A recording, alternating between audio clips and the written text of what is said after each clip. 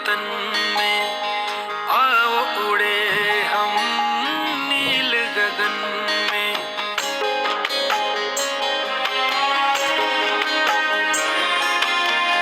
आओ चले हम अपने वतन में, आओ उड़े हम नील गगन में।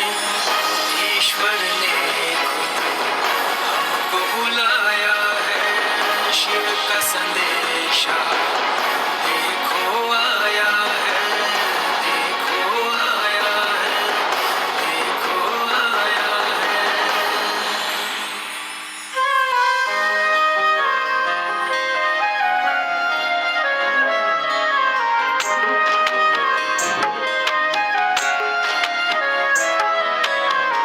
जब से आया है शिव मेरे जीवन में, रहने लगे हम भी मधुबन में।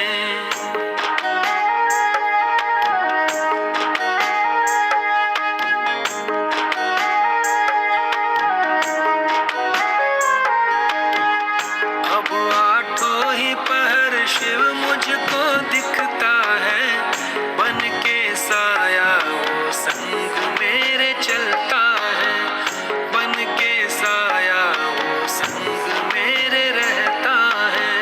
साथी जन्मों का शिव ही अपना है, सारे विश्व में शिव ही अपना है।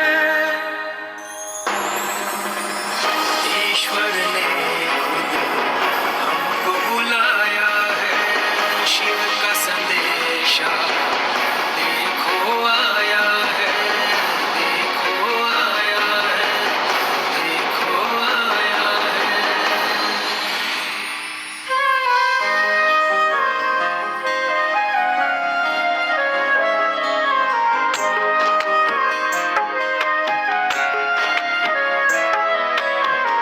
कर दी दूर मेरे मन की सारी शंकाएं, पूरी कर दी मेरे मन की सारी इच्छाएं।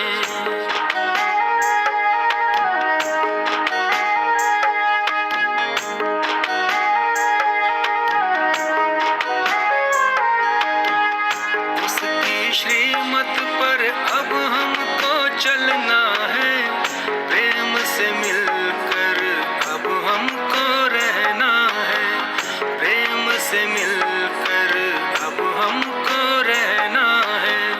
बूंद से मुझको दरिया बनाकर, अनगिनत सौगातें देकर, अपना बनाया है, जीना सिखाया है, अपना बनाया है, जीना सिखाया है, जीना सिखाया है, जीना सिखाया है। आओ चले हम अपने वतन में, आओ उड़े हम नील गगन में। ईश्वर ने खुद हमको बुलाया है, शिव का संदेशा देखो आया है, देखो आया है, देखो आया है।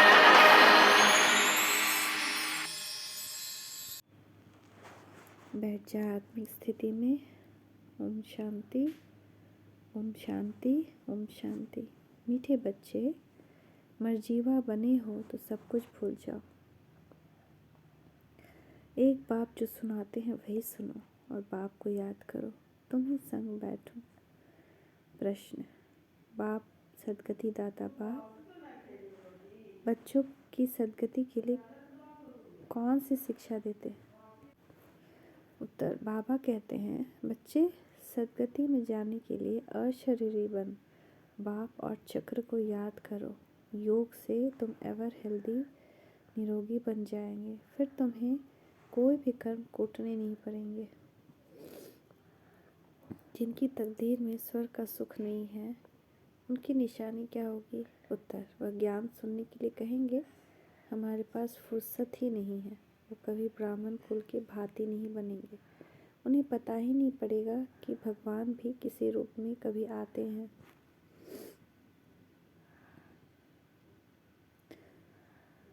गीत है तुम्हारे बुलाने को जी चाहता है। ओम शांति। भगवान बैठ भक्तों को समझाते हैं। भक्त है भगवान के बच्चे, सभी हैं भक्त। बाप है एक तो बच्चे चाहते हैं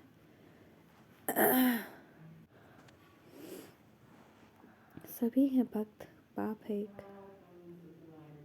तो बच्चे चाहते हैं। देवताओं एक जन्म तो बाप तो बच्चे चाहते हैं एक जन्म तो बाप के साथ भी रहकर देखें। देवताओं से भी बहुत जन्म बीते, आसुरी संप्रदाय के साथ भी बहुत जन्म बीते। अब भक्तों की दिल होती है एक जन्म तो भगवान के बनकर भगवान के साथ रहकर देखें। अभी तुम भगवान के बने हो, मर्जीवा बने हो तो भगवान के साथ रहते हो। यह जो अमूल्य अंतिम जीवन है इसमें तुम परमपिता परमात्मा के साथ रहते हो। गायन भी है तुम ही से खाऊं, तुम ही से बैठो, तुम ही से सुनो। जो मर्जीवा बनते हैं उनके लिए जन्म साथ रहना होता है। यह एक है ऊंचे ते ऊंचा जन्म। बाप भी एक ही बार आते हैं, फिर तो कभी आ नहीं सकेंगे। एक ही बार आकर बच्चों की सर्व मनोकामनाएं पूर्ण कर लेते हैं।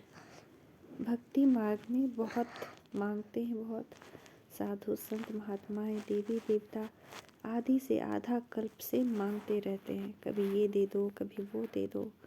और दूसरा जब तप दान पुण्य आदि भी जन्म बाई जन्म करते ही आए हैं। कितने शास्त्र पढ़ते हैं, अनेकानेक शास्त्र मैगजीन आदि बनाते, थकते ही नहीं। समझते हैं इनसे ही भगवान मिलेगा, परंतु अब बाप भगवान खुद कहते हैं तुम जन्म जन्मांतर तक जो कुछ पढ़े हो और अब ये जो कुछ शास्त्र आदि पढ़ते हो इनसे कोई मेरी प्राप्ति नहीं हो सकती। बहुत किताब आदि हैं, क्रिश्चियन लोग भी कितना सीखते हैं, अनेक भाषाओं में बहुत कुछ लिखते ही रहते हैं, मनुष्य पढ़ते ही रहते हैं। अब बाप कहते हैं जो कुछ पढ़े हो वो सब भूल जाओ अथवा बुद्धि से मार दो। बहुत किताब पढ़ते हैं, किताबों में है फलाना भगवान है, फलाना अवतार है। अब बाप कहते हैं मैं खुद आता हूँ, तो जो मेरे बनते हैं उनको मैं कहता हूँ इन सबको भूल जाओ। इसको कवर कर दो।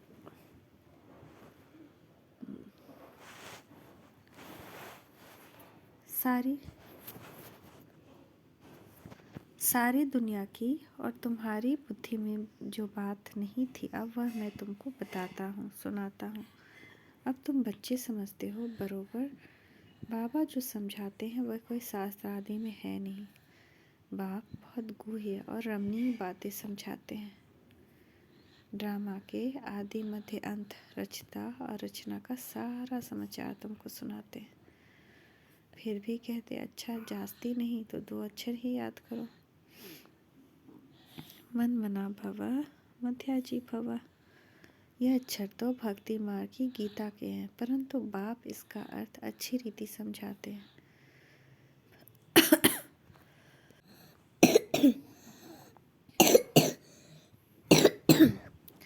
भगवान ने तो सहज राजयोग सिखाया है। कहते हैं सिर्फ मुझ बाप को याद करो। भक्ति में भी बहुत याद करते थे, गाते भी हैं दुख में सुमरन सब करे, सुख में करे न कोई। फिर भी कुछ समझते नहीं। जरूर सतयुग त्रेता में सुख की दुनिया है तो याद क्यों करेंगे। अब माया के राज्य में दुख होता है तब बाप को याद करना होता है, और फिर सतयुग में अथाह सुख भी याद आता है। उस सुख की दुनिया में वही थे जिन्होंने बाप से संगम युग पर राजयोग और ज्ञान सीखा था। बच्चों में देखो है कैसे अनपढ़, उन्हों के लिए तो और ही अच्छा है, क्योंकि कहाँ भी बुद्धि जाती नहीं। यहाँ तो सिर्फ चुप रहना है, मुख से कुछ भी नहीं कहना है। सिर्फ बाबा को याद करते रहो तो विकर्म विनाश होंगे। फिर साथ ले जाऊंगा। यह बातें कुछ न कुछ गीता में है। प्राचीन भारत का धर्मशास्त्र है ही एक। यही भारत नया था, पुराना हुआ है। शास्त्र तो एक ही होगा ना, जैसे बाइबल एक है। जब से क्रिश्चियन धर्म स्थापन हुआ है तो अंत तक उनका ही शास्त्र एक ही है। क्राइस्ट की भी बहुत महिमा करते हैं, कहते हैं उनकी उसने पीस स्थापन की। अब उसने तो आकर क्रिश्चियन धर्म की स्थापना की, उसने पीस की तो बात ही नहीं। जो आते हैं उनकी महिमा करते रहते हैं, क्योंकि अपनी महिमा को भूले हुए हैं। बौद्ध, क्रिश्चियन आदि अपने धर्म को छोड़ औरों के धर्म में औरों की महिमा नहीं करेंगे। भारतवासियों का अपना धर्म तो है ही नहीं, यह भी ड्रामा में नूंधा हुआ है। जब बिल्कुल ही नास्तिक बन जाते हैं तभी फिर बाप आते हैं। बाप समझाते हैं बच्चे स्कूल आदि में जो किताबें पढ़ाई जाती है उनमें फिर भी एम ऑब्जेक्ट है, फ़ायदा है, कमाई होती है, मर्तबा मिलता है। बाकी शास्त्र आदि जो पढ़ते हैं उसको अंधश्रद्धा कहा जाता है। पढ़ाई को कभी भी अंधश्रद्धा नहीं कहेंगे। ऐसे नहीं कि अंधश्रद्धा से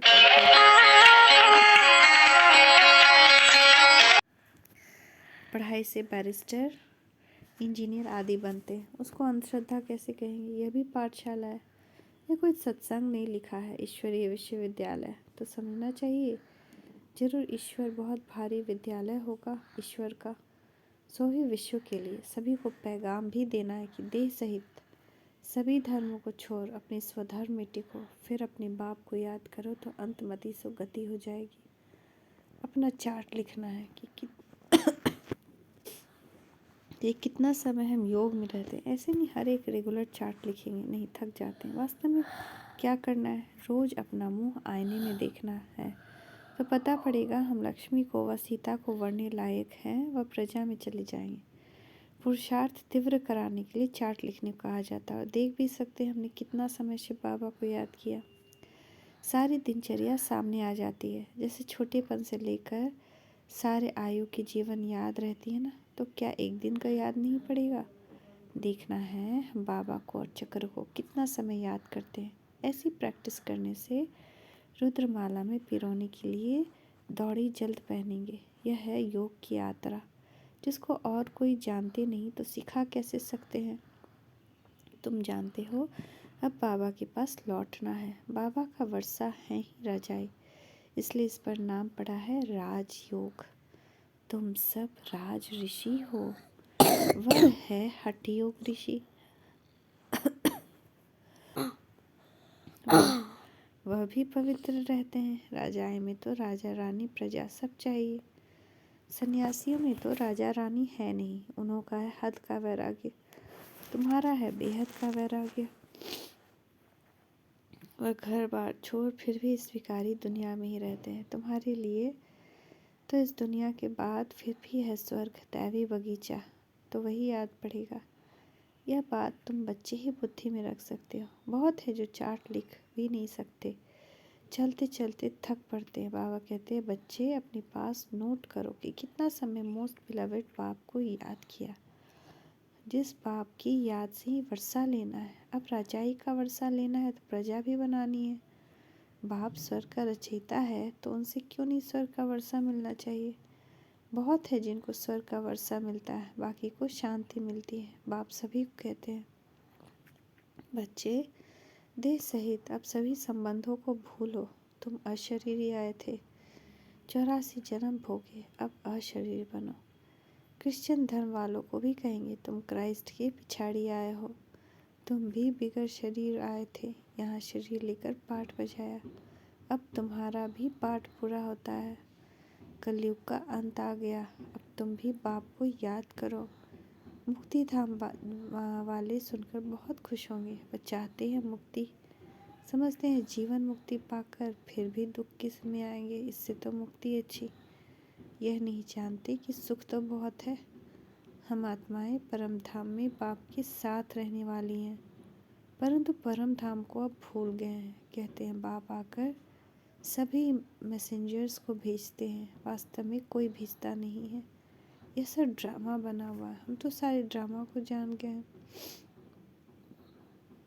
तुम बच्चों की बुद्धि में बाप और चक्र याद है तो तुम चक्रवर्ती राजा अवश्य बनेंगे। मनुष्य तो समझते हैं यहाँ दुख बहुत है, इसलिए मुक्ति चाहिए। यह दो अक्षर गति और सदगति चले आते हैं, परंतु इनका अर्थ कोई भी नहीं जानते। तुम बच्चे जानते हो, सबका सदगति दाता एक बाप ही है, बाकी सब पतित है। दुनिया ही सारी पतित है। इन अक्षरों पर भी कोई कोई बिगड़ते हैं। बाप कहते हैं शरीर को भूल जाओ, तुमको अशरीरी भेजा था, अब भी अशरीरी होकर मेरे साथ चलना है। इसको नॉलेज अथवा शिक्षा कहा जाता है। इस शिक्षा से ही सदगति होती है। योग से तुम एवर हेल्दी बनते हो। तुम सत्युग में बहुत सुखी थे, कोई चीज़ की कमी नहीं थी, दुख देने वाला कोई विकार नहीं था। मोहजित राजा एक कथा सुनाते हैं।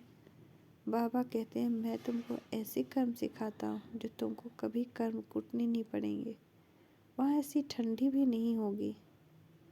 अभी तो 5 तत्व ही तमो प्रधान है, कभी बहुत गर्मी, कभी बहुत ठंडी। वहाँ ऐसी आपदाएं होती नहीं। सदैव वसंत ऋतु रहती है। नेचर सदो प्रधान है। अभी नेचर तमो प्रधान है तो अच्छे आदमी कैसे हो सकते हैं। इतने बड़े बड़े भारत में मालिक सन्यासियों के पीछे फिरते रहते हैं। उनके पास बच्चियां जाती है तो कहते हैं फुर्सत नहीं। इससे समझ जाते हैं कि इनकी तकदीर में स्वर्ग का सुख नहीं। ब्राह्मण कुल के भांति बनते ही नहीं। इनको पता ही नहीं कि भगवान कैसे और कब यहाँ आते हैं। शिव जयंती मनाते हैं, परंतु शिव को सभी भगवान नहीं समझते हैं। अगर उनको परम पिता परमात्मा समझते तो शिव जयंती के दिन हॉलीडे बनाते। बाप कहते हैं मेरा जन्म भी भारत में होता है, मंदिर भी यहाँ है, जरूर किसी शरीर में प्रवेश किया होगा। दिखाते हैं दक्ष प्रजापति ने यज्ञ रचा तो क्या उसमें आया होगा, ऐसे भी नहीं कहते। श्री कृष्ण तो होता है सतयुग में। बाप खुद कहते हैं मुझे ब्रह्मा मुख द्वारा ब्राह्मण वंशावली रचनी है। कोई कोई यह भी तुम समझा सकते हो। बाबा कितना समझाते हैं, सिर्फ याद करो। परंतु माया इतनी प्रबल है जो याद करने नहीं देती। आधा कल्प की दुश्मन है, इस दुश्मन पर ही जीत पानी है। भक्ति मार्ग में मनुष्य ठंडी में स्नान करने जाते हैं, कितने धक्के खाते हैं, दुख सहन करते हैं। यहाँ तो पाठशाला है, पढ़ना है, इसमें धक्के खाने की तो कोई बात ही नहीं। पाठशाला में ब्लाइंड फेथ की तो बात नहीं। मनुष्य को तो बहुत ब्लाइंड फेथ में फंसे हुए हैं। कितने गुरु आदि करते हैं, परंतु मनुष्य तो कभी मनुष्य की सदगति नहीं कर सकते। जो भी मनुष्य को गुरु बनाते हैं वह ब्लाइंड फेथ हुआ ना। आजकल छोटे बच्चों को भी गुरु कराते हैं, नहीं तो कायदा है वानप्रस्थ में गुरु करने का। अच्छा, मीठे मीठे से खिलते बच्चों प्रति माता पिता बाप दादा का याद प्यार और गुड मॉर्निंग। रूहानी बाप की रूहानी बच्चों को नमस्ते। रूहानी बच्चों की रूहानी माता पिता बाप दादा को याद प्यार, गुड मॉर्निंग, नमस्ते बाबा नमस्ते, शुक्रिया बाबा शुक्रिया। धारणा के लिए मुख्य सार, तीव्र पुरुषार्थ के लिए याद का चार्ट जरूर रखना है। रोज आईने में अपना मुंह देखना है, चेक करना है हम मोस्ट बिलवेड बाप को कितना समय याद करते हैं। जो कुछ पढ़ा है वह भी भूल चुप रहना है। मुख से कुछ भी कहना नहीं है, बाप की याद से विकर्म विनाश करना है। आज का वरदान है, देखिए मीठे बाबा का वरदानी हस्त हमारे ऊपर। बाबा कह रहे हैं मीठे बच्चे हर बात में मुख से व मन से बाबा बाबा कह मैपन को समाप्त करने वाले सफलता मूर्त भव। आप अनेक आत्माओं में उमंग उत्साह को बढ़ाने के निमित्त बच्चे कभी भी मैपन में नहीं आना। मैंने किया नहीं, बाबा ने निमित्त बनाया। मैं के बजाय मेरा बाबा, मैंने किया, मैंने कहा, यह नहीं, बाबा ने कराया, बाबा ने किया तो सफलता मूर्त बन जाएंगे। जितना आपके मुख से बाबा बाबा निकलेगा उतना अनेकों को बाबा का बना सकेंगे। सबके मुख से यही निकले कि इनकी तात और बात में बस बाबा ही हैं। स्लोगन, संगम युग पर अपने तन मन धन को सफल करना और सर्व खजानों को बढ़ाना ही समझदारी है। समगंगे पर अपने तन मन धन को सफल करना और सर्व खजानों को बढ़ाना ही समझदारी है।